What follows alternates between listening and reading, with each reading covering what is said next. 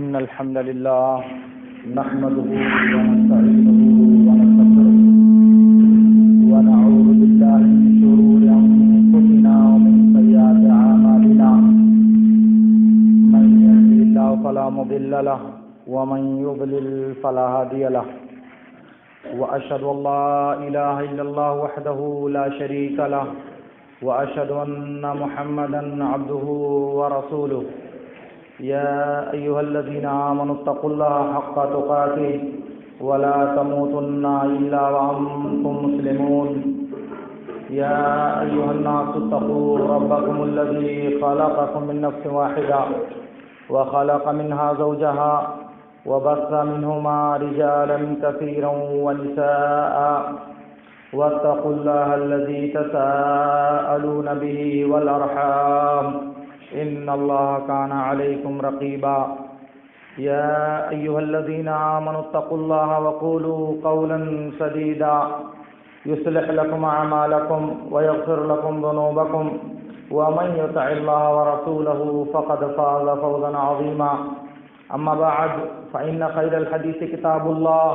وخير الهدي هدي محمد صلى الله عليه وسلم وشر الأمور محدثاتها وكل محدثة بدعة وكل بدعة ضلالة وكل ضلالة في النار. قال الله تعالى قاف والقرآن المجيد بل عجبوا أن جاءهم منذر منهم فقال الكافرون هذا شيء عجيب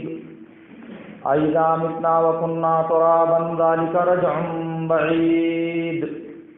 قد علمنا ما تنقص الأرض منهم وعندنا كتاب حفيظ بل كذبوا بالحق لما جاءهم فهم في أمر مريج أفلم ينظروا إلى السماء فوقهم كيف بنيناها وزيناها وما لها من فروج والأرض مددناها وألقينا فيها رواسي وأنبتنا فيها من كل زوج بهيج تبصرة وذكرى لكل عبد منيب. وقال النبي صلى الله عليه وسلم لتنقضن عرى الإسلام عروة عروة كلما نقضت عروة تشبث الناس بالتي تليها فأولها نقضا الحكم وآخرها الصلاة. معزز حاضرین، اس دنیا میں اللہ رب العالمین نے انسان کو انسیت پسند پیدا فرمایا ہے. اسی لیے انسان تمدن، حضارت، مدنیت، اجتماع، سماج، معاشرہ اور سوسائٹی کو پسند کرتا ہے. وہ غاروں، خانقاہوں، پہاڑوں، وادیوں، جنگلوں، صحراؤں اور بے آباد جگہوں پر رہنا پسند نہیں کرتا. آپ کو اگر نظر آتا ہے کچھ رہبانیت کے طرز پر، کچھ خانقاہیت کے طرز پر اور کچھ تکیے اور تکایا کے طرز پر، تو وہ انسانی فطرت سے محاربہ اور انسانی فطرت سے مناقضہ ہے. وہ انسانی فطرت کی تائید نہیں کرتی. اسی لیے انسان آبادیوں، بستیوں، دیہاتوں اور شہروں میں سکونت اختیار کرتا ہے. اور جب انسان آپس میں ایک ساتھ مل کر اکٹھا ہو کر زندگی گزارتے ہیں تو اس سے معاشرہ اور سوسائٹی وجود میں آتی ہے. اسی سوسائٹی میں بسنے والے انسانوں کے درمیان کئی دفعہ بلکہ بیشتر دفعہ ایسے معاملات، ایسے اختلافات، ایسے نزاعات اور ایسی عدم اتفاق کی صورتیں پیش آتی ہیں جس سے لوگوں کے درمیان تناؤ اور اضطراب بڑھتا ہے. ایک دوسرے سے دشمنی، ایک دوسرے سے نفرت اور ایک دوسرے کے خلاف حسد کا جذبہ انسان کے اندر پروان چڑھتا ہے. اسی لیے دنیا کی تمام اقوام میں، چاہے وہ متمدن اقوام ہوں اور چاہے وہ وحشی اور غیر متمدن اقوام ہوں، یہ وحشی میں جان بوجھ کر کے استعمال کر رہا ہوں، اسے آپ نوٹ کیجیے گا۔ چاہے جس طرح کی بھی قومیں ہوں، ہر قوم نے اپنے طور پر زندگی گزارنے کے لیے ایک لاہ عمل، ایک دستور زندگی اور زندگی گزارنے کا ایک آئین مرتب کیا ہوتا ہے۔ بیشتر دفعہ یہ آئین ذہنوں اور دماغوں کے ذریعہ، سینوں کے ذریعہ اگلی نسل کو منتقل ہوتا ہے۔ تحریری شکل میں وجودی طور پر خارج میں اس کا کوئی وجود نہیں ہوتا، لیکن یہ بات موجود ہوتی ہے، چاہے زبان سے کہی جائے یا نہ کہی جائے، تحریر سے لکھی جائے یا نہ لکھی جائے، کسی بھی صورت میں ہو، بہرحال یہ دستور لوگوں کے درمیان موجود ہوتا ہے۔ آپ ماقبل تاریخ میں جائیں، تاریخ جب سے لکھنی شروع ہوئی وہاں دیکھیں، اسلامی شریعت یعنی اسلام جو دنیا کی امتوں کے پاس آیا ان کو دیکھیں، اور اسلام کے ماوراء دوسرے جو ادیان ہیں، چاہے وہ انسانوں کے تراشے ہوئے ادیان ہوں، چاہے وہ اس بات کا دعویٰ کرنے والے ہوں کہ ان کا دین اللہ رب العالمین نے عرش سے نازل کیا ہے، دونوں ہی صورتوں میں ان کے پاس کچھ ضوابط، کچھ اصول اور کچھ قوانین پائے جاتے ہیں جن کی روشنی میں وہ اپنے معاملات کا تجزیہ کرتے ہیں، اپنے نزاعات کو حل کرنے کی کوشش کرتے ہیں۔ اسی لیے اس وقت اگر آپ دنیا پر نظر ڈالیں تو آپ کو دنیا میں دو خانے نظر آئیں گے۔ ایک خانہ وہ ہے جو اللہ کے سچے دین اور اللہ کے آخری دین کے علمبردار ہونے کی حیثیت سے کتاب و سنت کی شکل میں ان کا دستور زندگی موجود اور محفوظ ہے، اور دنیا کے کروڑوں انسان اس پر عمل کرنے کے مدعی بھی ہیں۔ اس کے بالمقابل دوسرے وہ لوگ ہیں جو اللہ کے دین پر عمل کرنے کا دعویٰ نہیں کرتے، بلکہ انہوں نے اپنے طور پر انسانوں کے تراشے ہوئے، انسانوں کے بنائے ہوئے اور انسانوں کے ذریعہ وجود بخشے گئے قوانین کو اپنی زندگی کا ممنوع نظر قرار دیتے ہیں۔ اگر آپ دنیا میں دیکھیں تو فرانس کا انقلابی قانون، برطانیہ کا حقوق اور آزادی کا قانون، امریکہ کا آزادی اور انقلاب کا قانون، سوئٹزرلینڈ کا وہ قانون جو دنیا کے بیشتر ممالک میں قابل قبول تسلیم کیا جاتا ہے، اور اسی طرح سے لیبیا کے معمر قذافی کا الکتاب الاخضر والا وہ سب قانون، یہ تمام قوانین دنیا میں رائج ہیں، اور ہر آدمی جس چیز کو پسند کرتا ہے اسے اپنے طور پر برتنے کی کوشش کرتا ہے۔ اسی طرح کے قانونوں کا ایک چربہ گزشتہ مرتب کیے گئے جو آئین اور دساتیر ہیں انہی کا ایک چربہ تیار کیا گیا ہے آئین ہند کی شکل میں، جو 1947 عیسوی کے بعد اسی سال نومبر کے مہینے سے اس کی ترتیب شروع ہوئی، اور 2 سال سے زیادہ وقفے کے بعد 26 نومبر 1949 عیسوی کو ہندوستان کی پارلیمنٹ میں اسے قبول کرنے کے لیے رد و قطع اور بحث و مناقشہ کے لیے پیش کیا گیا۔ اس کو ذکر کر کے میں جو بات آپ کو بتانا چاہ رہا ہوں کہ اس پوری رد و قطع کے بعد تمام اراکین نے بالاتفاق اس قانون کو منظوری دی، اور پھر 26 جنوری 1950 عیسوی سے ہندوستان کو ایک جمہوری ملک بنا دیا گیا۔ مگر اس بحث کے درمیان ایک انسان اور ایک مفکر یا ایک شاعر حسرت موہانی تھے، انہوں نے اس قانون کو ماننے سے انکار کر دیا، اور اس قانون کی دستاویز پہ ایک نوٹ لکھا کہ یہ قانون در حقیقت برطانیہ کے قانون ہی کا چربہ اور اسی کا اجرا ہے جو ہم ہندوستانیوں کی ہندوستانیت اور ہم ہندوستانیوں کی آزادی کے موافق اور اس کا ساتھ دینے کی اہلیت نہیں رکھتا۔ تو یہ ہندوستان کا قانون چونکہ گزشتہ مرتب کیے گئے تمام قوانین کی روشنی میں مرتب کیا گیا ہے، اس لیے ممکن حد تک اس میں عمومیت، شمولیت،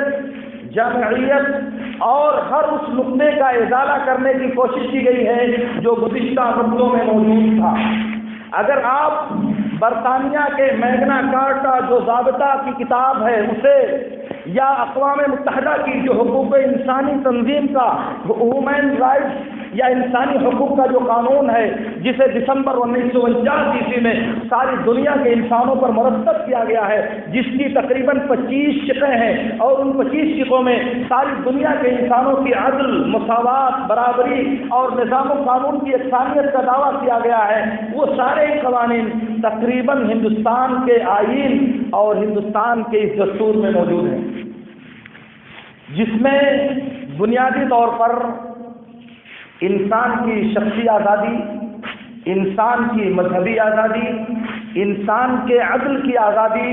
انسان کو انصاف ملنے کی آزادی، انسان کو نوکریوں میں حصہ داری کی آزادی، اور انسان کو اپنے طور پر اپنا روزگار مرتب کرنے کی آزادی، اور اقلیتوں کو اپنی پسند کے مطابق اپنا مذہب چننے کی آزادی، اور اپنی پسند کے مطابق اپنے ادارے، اپنی تنظیمیں، اپنی سوسائٹیاں اور اپنی جمعیتیں قائم کرنے کی آزادی، اور انہیں اپنی مرضی اور اپنے مذہب کے مطابق چلانے کی آزادی، یہ ساری آزادیاں اس قانون کا جز ہے جسے دستور ہند کے نام سے یاد کیا جاتا ہے۔ یہ تمام ہی قوانین اس میں موجود ہیں، اور اسی لیے آپ اگر دنیا کا جائزہ لیں، دنیا کی حکومتوں میں جو نظام اور قانون بر وقت حکمراں نظر آتا ہے، جس کی کار فرمائی نظر آتی ہے، تو آپ کو 99.99% ایسے ہی ممالک ملیں گے جہاں انسانوں کے بنائے ہوئے، انسانوں کے تراشے ہوئے انہی قانونوں کو بالادستی اور انہی قانونوں کی حکمرانی تسلیم کی جاتی ہے۔ گویا کہ مذہبی حکومتوں میں بھی، مسلم حکومتوں میں بھی جو قانون نافذ العمل اور جو قانون جاری اور ساری ہے، وہ وہی قانون ہے جس کو ہم ہی جیسے انسانوں نے اپنی چاہت کے مطابق، اپنی سماجی ضرورت کے مطابق، اپنے علم و معرفت کی وسعت کے مطابق اور اپنے حالات و ظروف کی رعایت کے مطابق مرتب کرنے کی کوشش کی ہے۔ اور پھر جو اسلامی یا مسلم ممالک ہیں جو اسلام کو بطور ایک قانون مرتب کرنے کی، بطور ایک نظام تسلیم کرنے کا دعویٰ کرتے ہیں، وہ آپ جب تھوڑا سا پیچھے چلیں گے 1914، 1916 اور اس کے ارد گرد میں، تو اس وقت دنیا میں عثمانی خلافت، جسے بعض غرض مند انسانوں کے ذریعہ ترکی خلافت کا نام دیا جاتا ہے، اس خلافت کا جو قانون تھا، اس خلافت کا جو دستور حکومت تھا، وہ ایک ایسا قانون تھا جو اسلامی شریعت کا چربا اس زمانے میں کہلاتا تھا، اور حکومت چلانے والے خلفاء اور حکمرانوں کو اس بات کا دعویٰ بھی تھا کہ ہمارا نظام حکمرانی کتاب و سنت پر مبنی ہے، اسلامی نظام، اسلامی قانون ہماری قلمرو اور ہمارے ماتحت حکومتوں میں جاری ہے۔ لیکن وہ جو قانون تھا الکتاب کی شکل میں، وہ جو قانون کی شقیں اور نکات مرتب کیے گئے تھے الکتاب کی شکل میں، اگر آپ اسے کبھی دیکھیں گے تو آپ کو ایسا نظر آئے گا کہ وہ اسلام کا چربا نہیں، قرآن و سنت کا نچوڑ نہیں، بلکہ وہ فقہ حنفی کا ایسا انوکھا اور ایسا ناقابل فہم مجموعہ تھا کہ وہ اس زمانے کے تمدن کا ساتھ دینے سے جب عاجز ہو گیا، اس زمانے کی حضارت کا ساتھ دینے سے جب وہ پیچھے رہ گیا، تو لوگوں نے خود اسے چھوڑ کر آگے بڑھ جانے کے لیے دوسرا طریقہ اپنایا۔ اور یہ اتنا بڑا جرم ہے اسلامی تاریخ میں، ہمارے تعصب پسند اور عصبیت کے دلدادہ علماء اور ذمہ داروں کا اتنا بڑا جرم ہے کہ تاریخ سے کبھی فراموش نہیں کر سکتی۔ ان کی عصبیت کی وجہ سے، ان کی بیجا تعصب کی وجہ سے اسلامی قانون کو حکمرانی سے پیش نکالا دے دیا گیا، اور اس کی جگہ پر برطانیہ اور یورپ اور دشمنان اسلام کے تراشے ہوئے قانون کو حکمرانی کے درجے میں رکھا گیا۔ بہرحال وہ ایک دلدوز باب ہے، لیکن میں آپ سے عرض کرنا چاہ رہا ہوں کہ جب قوانین اور دساتیر کی بات کی جائے تو ہندوستان کے نظام اور ہندوستان کے قانون کو بین الاقوامی قوانین کے درمیان ایک اعتبار اور ایک وقار حاصل ہے۔ وجہ اس کی یہی ہے کہ یہ قانون بہت بڑا، بہت جامع اور بہت اہم نہیں ہے، بلکہ اس کے پیچھے صرف ایک راز ہے، اور وہ راز یہ ہے کہ اس سے قبل جتنے قوانین مرتب تھے دنیا کی سطح پر، وہ برطانیہ کا نظام ہے، وہ سوئٹزرلینڈ کا نظام ہے، وہ فرانس کا نظام ہے، وہ سارے کے سارے نظام سامنے رکھ کر کے اس قانون کو مرتب کرنے کی کوشش کی گئی ہے۔ لیکن چونکہ ابھی نئے نئے لوگ آزاد ہوئے تھے برطانیہ سے، اس لیے برطانیہ کا جو قانون تھا وہ زیادہ اثر انداز ہوا ہے ہمارے ہندوستانی قانون پر۔ اس لیے جو بھی نقش اول ہوتا ہے وہ ذرا مشکل ہوتا ہے، لیکن جب نقش ثانی یا نقش ثالث مرتب ہو کر کے سامنے آتا ہے تو ظاہر ہے کہ اس کی تزئین، اس کی آرائش اور اس میں تراش خراش انسان بہتر انداز میں کر سکتا ہے۔ اور ایک چیز تجربے کے بعد جب سامنے آتی ہے تو تجربات کی روشنی میں انسان مذموم چیزوں سے اجتناب اور محمود چیزوں کو اکٹھا کرنے کی کوشش کرتا ہے، اور یہی خوبی ہے ہندوستان کے آئین اور ہندوستان کے موجودہ لا کی کہ اس نے ان تمام کمیوں اور ان تمام نقائص سے ارباب حق و عقل نے بچنے کی کوشش کیا ہے جو گزشتہ نظام میں پائے جاتے تھے، اور ان بہتر چیزوں کو داخل کرنے کی کوشش کیا ہے جس کی آزادی کی جنگ کے دوران جس کا لوگوں نے تجربہ کیا تھا، اسی تجربے کی روشنی میں اسے ایک بہتر شکل دینے کی کوشش کی گئی ہے۔ لیکن اس دنیا میں انسانوں کا بنایا ہوا کوئی بھی قانون، انسانوں کے ذریعہ تراشا گیا کوئی بھی دستور عام طور سے دو عیوب سے خالی نہیں ہوتا۔ کوئی بھی قانون بلا استثناء اور بغیر کسی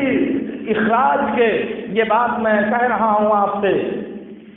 کہ دنیا کے کسی بھی انسانی قانون میں دو عیوب ایسے پائے جاتے ہیں جو بلا استثناء سب میں پائے جاتے ہیں۔ پہلی بات تو یہ ہے کہ اس قانون کو بنانے والے لوگ انسان ہوتے ہیں۔ انسان ہونے کا مطلب یہ ہے کہ انسان اپنی معرفت کی وسعت، اپنے سماج کی رفتار، اپنے ماحول کی چال ڈھال اور اپنے معاشرے کی طرز فکر سے متاثر ہوتا ہے۔ سماج کے لوگ جو سوچتے ہیں، سماج کے لوگ جو چاہتے ہیں، سماج میں جو چیزیں رائج ہوتی ہیں، انہی رسم و رواج سے انسانی ذہن تاثیر اور تاثر اور اثر قبول کرتا ہے۔ اس لیے قانون میں قانون بنانے والوں کے نظریات کس حد تک اثر انداز ہوتے ہیں، اگر آپ کو یہ جز دیکھیں گے کبھی تو آپ کو اندازہ ہوگا۔ اور دوسرا عیب یہ ہوتا ہے کہ یہ انسانوں کے ذریعہ بنایا جاتا ہے۔ انسان کا علم محدود، انسان کا تجربہ محدود، انسان کی معلومات محدود، انسان کے سوچنے کا انداز محدود اور انسان کے نظریات بھی محدود ہوا کرتے ہیں۔ اس لیے قانون میں جامعیت، قانون میں زمانے کے حالات کا ساتھ دینے کی صلاحیت، گزرتے اوقات اور آنے والے حالات کو ساتھ لے کر چلنے کا ملکہ بہت کم پایا جاتا ہے۔ اسی لیے آپ دیکھیں گے کہ آئے دن حالات کے گزرنے کے ساتھ ساتھ آئین میں ترامیم پیش کی جاتی ہیں، آئین میں تبدیلیاں پیش کی جاتی ہیں، آئین میں اضافے کیے جاتے ہیں، کچھ حذف کیا جاتا ہے، کچھ رد و بدل کیا جاتا ہے۔ یہ اسی بات کا اعتراف ہے، لوگ چاہیں نہ چاہیں، لوگ مانے نہ مانے، مگر اسی نفس کا یہ برملا اعتراف ہے جو ساری دنیا عمل کے ذریعہ لوگوں کے سامنے پیش کرتی ہے۔ جبکہ اس کے برخلاف اللہ کا بنایا ہوا قانون، اللہ رب العالمین کا نازل کردہ نظام زندگی، اللہ رب العالمین کا انسانیت کو عطا کرتا دستور حیات ان تمام نقائص سے مبرہ ہوتا ہے۔ اللہ رب العالمین خالق انسانیت اور خالق فطرت ہے، اور جو مخلوق جس چیز کی موجب اور جس چیز کی خالق ہوتی ہے وہ اپنی بنائی ہوئی چیز کے بارے میں دوسروں سے زیادہ گہرائی اور گہرائی کے ساتھ اس کا ادراک رکھتا ہے۔ تو جب یہ مخلوق کا حال ہے کہ مخلوق اپنی بنائی ہوئی چیزوں کو دوسروں سے زیادہ سمجھنے کی صلاحیت رکھتا ہے، تب تو رب العالمین ہے، وہ تو علام الغیوب ہے، وہ ما کان اور ما یکون کے علم سے آراستہ اور بہرہ مند ہے، اس کے علم کا کیا حال ہوگا۔ اس لیے انسان کو اللہ نے بنایا، انسان کے سماج کو اللہ نے بنایا، انسان کے ذہن و دماغ کو اللہ نے بنایا۔ اس لیے اللہ تعالیٰ جانتا ہے کہ اس انسانی فطرت کا تقاضا کیا ہے، انسانی فطرت کا مدعا کیا ہے، اس انسانی فطرت کو کون سی چیز کب ٹھیک پڑے گی اور کون سی چیز کب ٹھیک نہیں پڑے گی، یہ اللہ رب العالمین کو دوسروں سے زیادہ معلوم ہے۔ اسی لیے اللہ کے نظام میں فطرت سے ہم آہنگی، انسانی فطرت سے موافقت اور انسانی نیچر سے جس قدر ہم آہنگی پائی جاتی ہے کسی دوسرے نظام میں نہیں پائی جاتی۔ اور پھر اسی کے ساتھ اللہ رب العالمین کے علم کی وسعت اور وہ خارجی متاثرات سے یا خارجی تاثیرات سے بالکل مبرہ ہے اللہ رب العالمین کی ذات۔ انسانوں کا ہجوم جمع ہو کر کے اللہ رب العالمین کو متاثر کرنا چاہے ممکن ہے؟ پوری دنیا کے بے دست و پا انسان جمع ہو کر کے اللہ رب العالمین کو اپنی جانب راغب کرنا چاہیں، اللہ رب العالمین کو بہلانا اور پھسلانا چاہیں، کیا ممکن ہے کہ اللہ رب العالمین کی بنیاد پر کوئی حق چیز ترک کر کے ان کے دباؤ میں آ کر کوئی فیصلہ کرے گا؟ ظاہر ہے کہ نہیں، کیونکہ اللہ رب العالمین دباؤں سے، ضغوط اور پریشر سے بالکل مبرہ ہے۔ دنیا کی ساری طاقت مل جائے تو اللہ رب العالمین کی قدرت میں کوئی کمی نہیں آ سکتی، اور دنیا کی ساری طاقت اللہ رب العالمین سے بیدار ہو جائے، اللہ رب العالمین کی قدرت میں کوئی نقص آ نہیں سکتا۔ اللہ کے نبی صلی اللہ علیہ وسلم نے کہا کہ اللہ رب العالمین نے فرمایا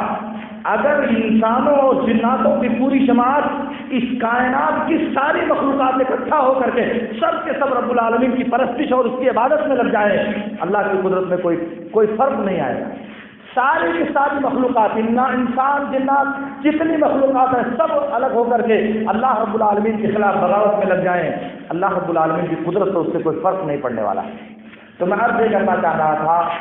کہ ان انسانی قانونوں اور نظاموں کے مقابلے میں، ان انسانی دستوروں کے مقابلے میں اللہ رب العالمین کے نازل کردہ قانون میں جہاں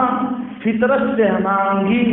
حالات سے موافقت اور بدلتے ہوئے حالات کا ساتھ دینے کی صلاحیت پائی جاتی ہے، وہ ان چیزوں میں نہیں پائی جاتی۔ اور اسی لیے آپ یاد رکھیں، ہماری اسلامی شریعت میں، ہمارے مذہب اسلام میں کسی بھی سپریم طاقت کو، کسی بھی اعلیٰ سے اعلیٰ پاور اور اتھارٹی کو اللہ رب العالمین نے قانون بنانے کا اختیار نہیں دیا ہے۔ قانون سازی کا حق، قانون بنانے کا حق، قانون کو پیش کرنے کا حق اور قانون کو اپنے طور پر مرتب کرنے کا حق اللہ رب العالمین نے دنیا کو نہیں دیا ہے۔ ان الحکم الا للہ، ان الحکم الا للہ، فیصلہ کون کرے گا؟ اللہ کرے گا۔ حکم کون چلائے گا؟ اللہ چلائے گا۔ قانون کون دے گا؟ اللہ تعالیٰ دے گا۔ اس لیے کہ اللہ تعالیٰ نے کہا الا لہ الخلق والامر، پیدا اس نے کیا ہے اس لیے حکم دینے کا حق اس کا ہے، پیدا اس نے کیا ہے اس لیے قانون بنانے کا حق اس کا ہے، پیدائش اس کی ہے اس لیے قانون چلانے کا حق بھی تنہا اسی کا ہے، کوئی دوسری مخلوق اس کی اختیار میں شریک نہیں ہو سکتی۔ اور جب انسان شریک کریں گے قانون بنانے میں دوسروں کو، تو آپ سنیں رب العالمین نے کہا وَمَن لَّمْ يَحْكُم بِمَا أَنزَلَ اللَّهُ فَأُولَٰئِكَ هُمُ الْكَافِرُونَ فَأُولَٰئِكَ هُمُ الظَّالِمُونَ فَأُولَٰئِكَ هُمُ الْفَاسِقُونَ۔ اللہ کی نازل کردہ شریعت کو جو فیصل نہیں مانتا، اللہ کی نازل کردہ شریعت کو جو سپریم فیصلہ نہیں تصور کرتا، وہ لوگ کافر ہیں، وہ لوگ ظالم ہیں، وہ لوگ فاسق ہیں۔ درجات مختلف ہیں، انسانوں کے اپنے اعتقاد اور تصورات کے اعتبار سے یہ احکام مختلف ہیں جو اللہ رب العالمین نے مسلسل 3 آیتوں میں بیان فرمائے ہیں۔ تو اس لیے آپ یہ بات نوٹ کر لیں کہ قانون بنانے کا، قانون سازی کا، قانون بنا کر انسانوں کو چلانے کا اختیار اللہ رب العالمین کا ہے۔ اس قانون سازی میں کسی کو شریک کرنا یہ اللہ کے خصوصی اختیار میں کسی مخلوق کو شریک کرنے سے ہم منع ہے، اس کا حکم آپ جانتے ہیں۔ دوسری بات یہ ہے کہ یہ جو اسمبلی، یہ جو پارلیمنٹ، یہ جو منتخب ہوتی ہے پوری دنیا میں عوامی طور پر جن کو منتخب کر کے بھیجا جاتا ہے، کہ جو جمہوریت ہے، جمہوریت کا مطلب ہوتا ہے کہ عوام کی حکومت، عوام کے ذریعہ عوام کے لیے، یعنی ہم جمہور ہیں، ہماری حکومت ہے، ہمارے اوپر ہے، ہمارے ہی ذریعہ ہے۔ تو چونکہ ہر آدمی، سماج کا ہر فرد پڑھا لکھا باشعور نہیں ہوتا، وہ نہیں سمجھتا کہ اچھا کیا ہوگا، برا کیا ہوگا، کیا بنایا جائے تو بہتر ہوگا اور کیا نہ بنایا جائے تو بہتر نہیں ہوگا۔ اس کے لیے وہ اپنا نمائندہ چنتا ہے، اپنی طرف سے اپنا ایک عامر کہیے یا حاکم کہیے یا قانون ساز کہیے یا ممبر اسمبلی کہیے، وہ اس کو چن کر بھیجتا ہے کہ قانون بنانے کی صلاحیت میرے پاس نہیں، یہ میری طرف سے اسمبلی میں میرے چاہت اور میری آسانی کے لیے قانون مرتب کرے گا۔ تو یہ جو اسمبلیاں، پارلیمنٹ کے ممبران ہیں، ان کو جو بھیجا جاتا ہے منتخب کر کے حکومت میں، وہ اس لیے بھیجا جاتا ہے کہ یہ ہمارے لیے قانون بنائیں گے، ہماری اپنی آسانی کے لیے، ہمارے اپنی سماجی ضروریات کے لیے دستور مرتب کریں گے۔ اب آپ سوچیں کہ ہمارا یہ منتخب کرنا اور بھیجنا ہماری شریعت میں کیا حکم رکھتا ہے، لیکن اور تھوڑا آگے آئیے۔ تو تو یہ عملی اعتبار سے جمہوریتوں کی شناخت کہیے یا ان کا مرکزی نقطہ یہی ہے کہ ان کو اسی لیے بنایا جاتا ہے کہ عوام کی حکومت عوام کے ذریعے چلانے کا یہی طریقہ لوگوں نے پسند کیا ہوا ہے۔ اور پھر اس کے بعد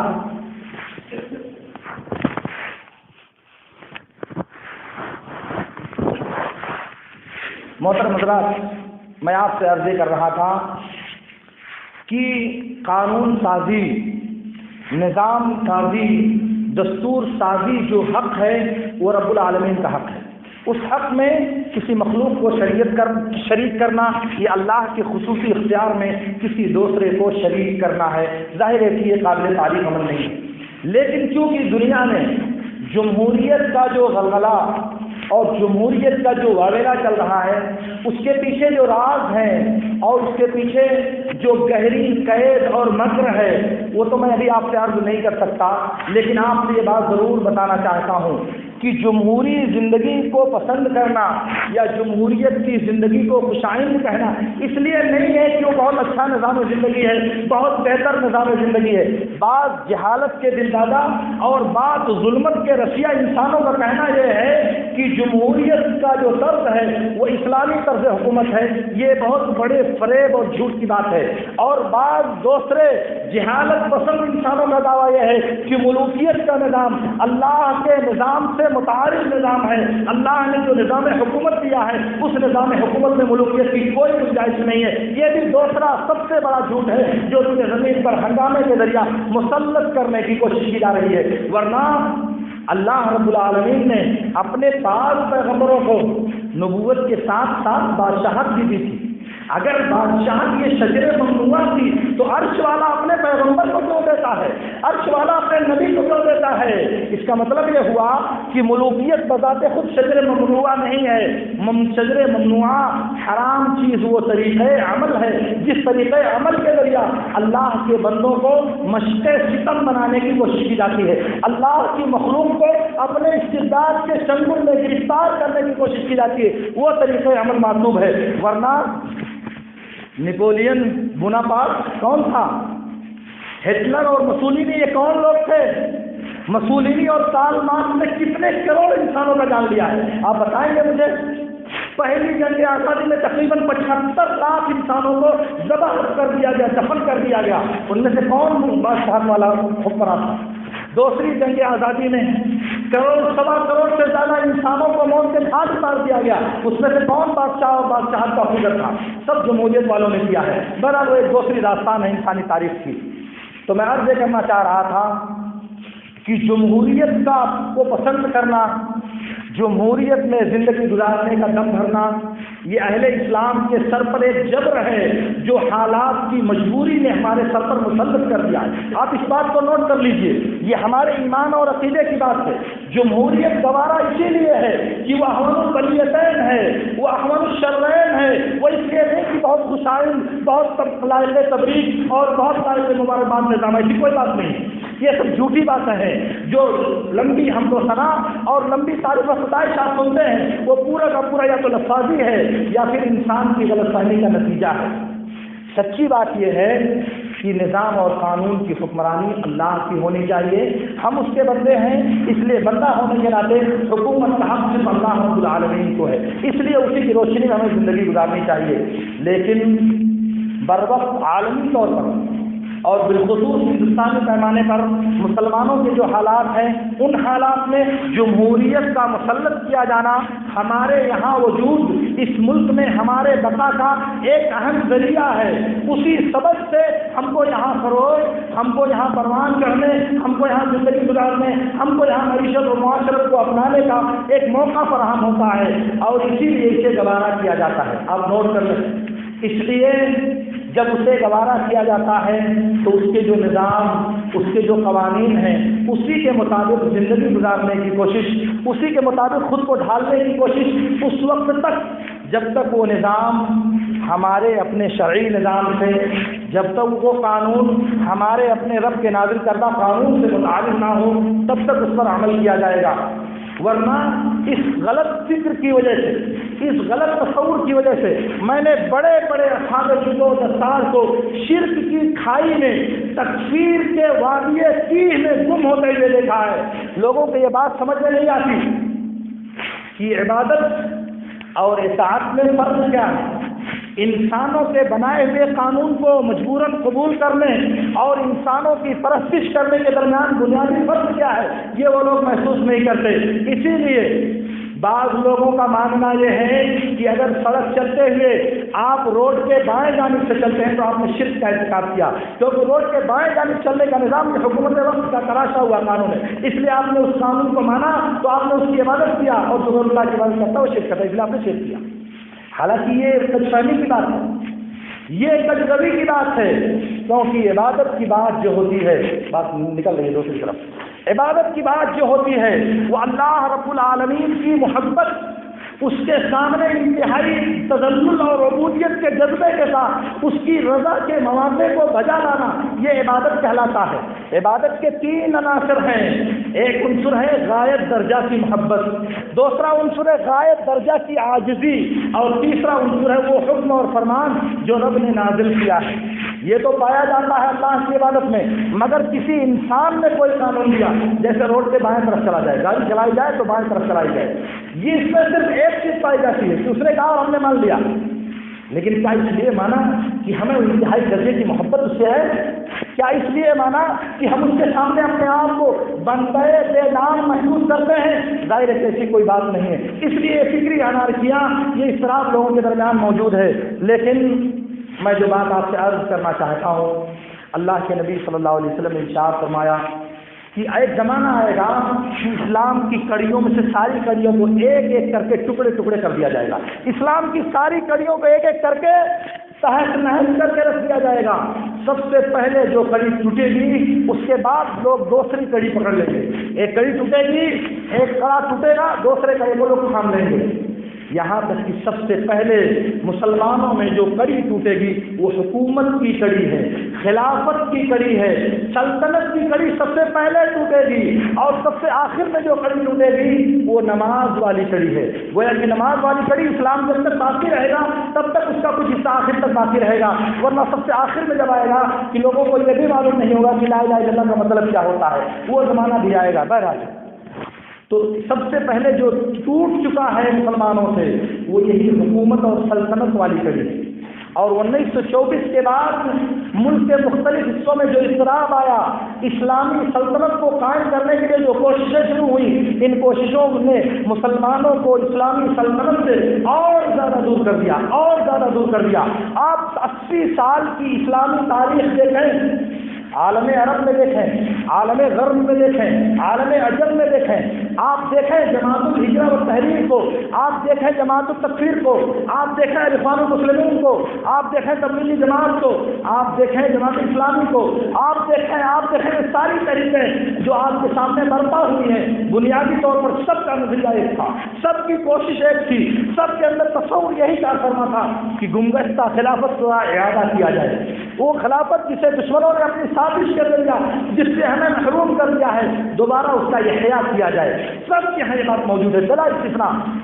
لیکن جو کوششیں کی گئیں، جو طریقے اپنائے گئے، جو منہج اپنایا گیا خلافت کے احیا کے لیے، جو طرز کوشش اپنائی گئی، وہ نبی صلی اللہ علیہ وسلم کے طریقے کے مطابق نہیں تھی۔ اس لیے بجائے خلافت سے قریب ہونے کے یہ گزرنے والے دنوں میں اس سے دور ہوتے گئے، دور ہوتے گئے، دور ہوتے گئے، حتیٰ کہ اب اس کے آثار بھی نظر نہیں آتے۔ خود یہ لوگ بدل گئے، ان کا نظام بدل گیا، ان کا باعث بدل گیا، ان کی سوچ بدل گئی، ان کے قوانین بدل گئے، ان کی جماعت کے منہج بدل گئے، سب کچھ تبدیل ہو چکا ہے۔ اگر آپ چاہیں تو کسی بھی ایک جماعت کو اس کے سابق نظام اور موجودہ نظام کی روشنی میں دیکھ لیں، آپ اخوان المسلمین کو دیکھ لیجیے، آپ جماعت النہضہ کو دیکھ لیجیے، آپ جماعت الانقاذ والہجرہ کو دیکھ لیجیے، آپ اخوان المسلمین کو دیکھ لیجیے، جماعت اسلامی کو دیکھ لیجیے۔ بہرحال یہ بات آ گئی حکومت کی اور حکومت کے قائم کرنے کی۔ میں آپ سے عرض کرنا چاہ رہا ہوں کہ یہ جو ہندوستان کے آئین کی بات ہے، یہ اس کی اہمیت ہے جو میں نے آپ سے ذکر کیا ہے، یہ اس کا شرعی حکم ہے جو اس کے بعد میں نے آپ کے سامنے رکھا ہے، اور اس کے بعد تیسری چیز یہ ہمارا طرز عمل ہونا چاہیے جو میں نے آپ کے پاس رکھا ہے۔ کہ اسے گوارا کرنا، اس کے سائے میں زندگی گزارنا، یہ ایک جبر ہے حالات کا جسے ہم جھیل رہے ہیں۔ اس لیے اس کو جھیلنے سے بقدر ہی محدود رکھا جائے، اسے بہت زیادہ اہمیت دینے کی ضرورت نہیں۔ کیوں؟ اس لیے کہ ضرورت ہو تو قدر ہو بے قدرہا۔ اللہ رب العالمین کی دعا ہے کہ اللہ رب العالمین ہمیں ان باتوں کو سمجھنے اور انہیں برتنے کی توفیق عطا فرمائے۔ وآخر دعوانا ان الحمد للہ رب العالمین۔ اقول لکم ما تسمعون واستغفر اللہ لی ولکم۔